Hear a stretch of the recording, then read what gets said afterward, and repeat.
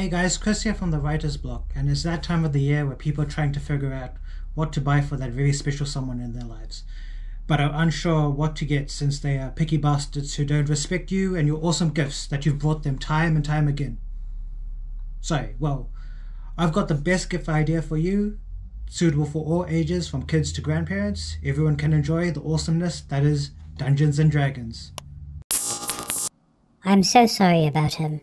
I think he's addicted to that game. Wait, at least hear me out. I talked about this in my previous video, which you can check out here. But I wanted to go into more depth with this video on why everyone should play Dungeons & Dragons.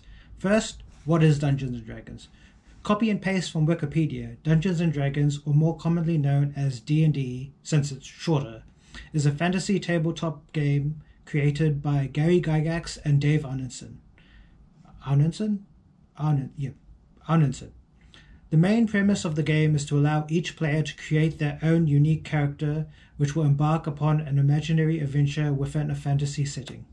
A Dungeon Master DM serves as the game's referee and storyteller, while maintaining the setting in which the adventure occurs, such as playing the role of inhabitants or setting up encounters within the game world. The characters form a party in order to interact with the setting's inhabitants/encounters, or in most cases each other, as they try to solve problems, engage in battles, explore, and gather treasure, knowledge, and most important of all, experience. So it's just a board game? How dare you! It's more than just a board game. Dungeons & Dragons, in my opinion, could be the greatest developer of creativity and education in our position, and we merely treat it as some board game, as you mentioned before. Then again, we tend to minimize other forms of entertainment, such as video games, to the same effect. But studies have shown that people who play Dungeons & Dragons have higher cognitive abilities than that of the average person, developing skills like critical thinking and problem solving. More importantly, studies have also suggested that people who play Dungeons & Dragons have higher levels of well-being, minimizing mental illnesses such as depression and anxiety. This might be due to the premise of the game, as you build interpersonal skills amongst the other players by both helping and relying on each other to solve imaginary tasks. Okay, I'm interested. Good, imaginary me. Now let's talk about the creativity part. As a writer, I need to make my stories believable, and the best way to do that is by creating engaging characters and settings. Some writers tend to create one-dimensional characters and worlds that could be blown away with a simple breeze. So how do you fix that? Well, by playing Dungeons & Dragons, of course. Isn't that a bit of a stretch? Maybe, but hear me out. Imagine you have a character for a story you're writing, but you don't know how they would act in certain situations. Well, why not turn them into a D&D character and put them in a campaign? This will help you flesh out the characters by testing out their personality and interest, as if you were testing out a new car before you bought it. Likewise for creating your fantasy world. As we all know, world building can be tough. Having hundreds of pages of notes on your world's democracy, economy, typography, resources, allies, enemies, the list goes on and on. But nothing ever really gets put into an actual story, so why not put it into a D&D world instead?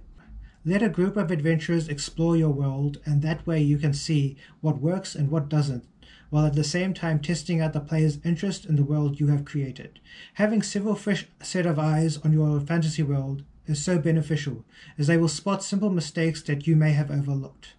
Okay, I'm in. What should I get? Another good question, imaginary me. Now, most of you would have looked up Dungeons & Dragons while watching this video, since my awesome sales pitch has led you to your nearest bookstore. But you will probably notice the overwhelming array of Dungeons & Dragons books on offer.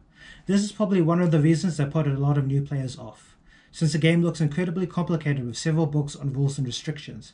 But don't think of them as restrictions, think of them more as enhancements. Just like the endless array of notes you writers need to make your world believable, D&D needs an endless array of books to make several worlds believable. These books are there to add to the ambience of the original book. The only book you really need to play Dungeons & Dragons, and that is the 5e Player's Handbook. This one, right here. This will give you the basic premise of the game, helping you build characters and understand major rules in playing the game. You might need a Dungeon Master's Guide, one of these, to run a game of your own, but most of the stuff you can find online, like monsters, NPCs, maps, etc. In the end, get the Player's Handbook and let your ideas run wild. This book pretty much offers you the building blocks to create your own world and characters, letting you explore new ideas and fantasies. The only thing really holding you back is you. Thanks for watching. Remember to hit that like and subscribe, and I'll see you guys at the next one. Bye bye.